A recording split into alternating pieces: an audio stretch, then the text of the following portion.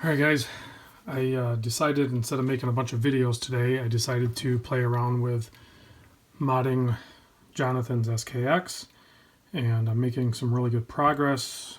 But the main thing I wanted to show you is the bezel insert alignment on the bezel according to the alignment on the watch didn't line up. It was probably like maybe one or a half click off. So I wanted to remove the bezel insert and reuse it. So I'm going to remove it. But more importantly, Jonathan, I'm not sure where he read it, but he said, hey, just soak it in some Goo Gone or Goof Off. So I poured some of this Goof Off in the lid of a Yankee Candle glass jar, and most of it has flashed off actually.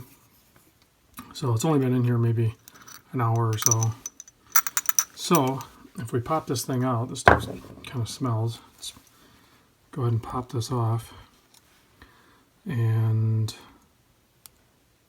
yeah, so there's zero struggle. It just comes right off.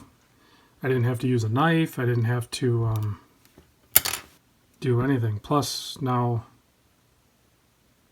all of the adhesive is off in one foul swoop. So highly recommend this method, and it'll be easy to clean up the rest of the residue and everything like that, and I can reuse the insert.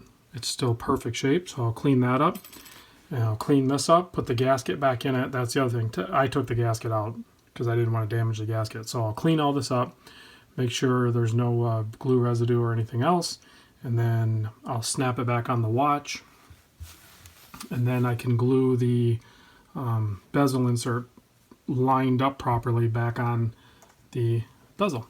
And then to do that, I'm going to use this stuff, which my wife lent to me, because this is stuff that she uses in the craft room, and I guess she said that many people use this for jewelry. So I'm going to use this. I'll put this on, actually I already used some of it for something else. I just put it on the lid of a G-Shock tin and used a toothpick. The stuff works great. So I will be doing that, and then I'll splice it into this video and show you the end result. Well, I think I got it completed. I have completed this particular package. So I will be sending this to Jonathan. I'll contact him, and hopefully I can get this to him right away.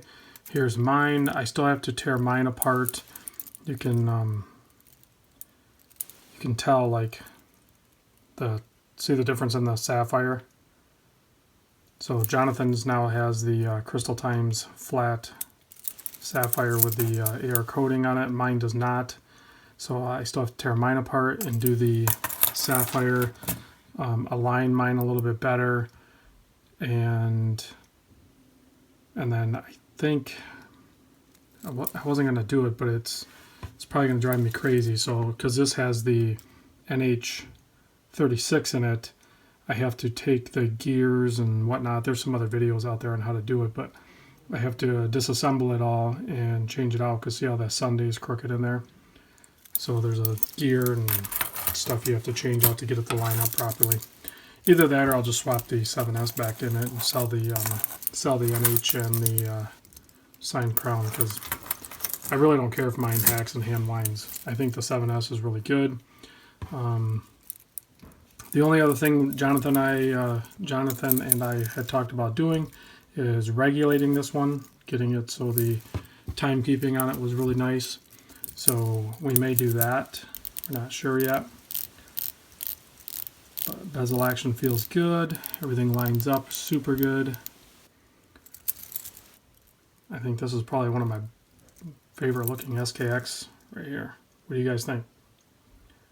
Get that nice blue hue on the AR. This thing will look really good in natural light too. So, all right, I'm done messing with watches for today.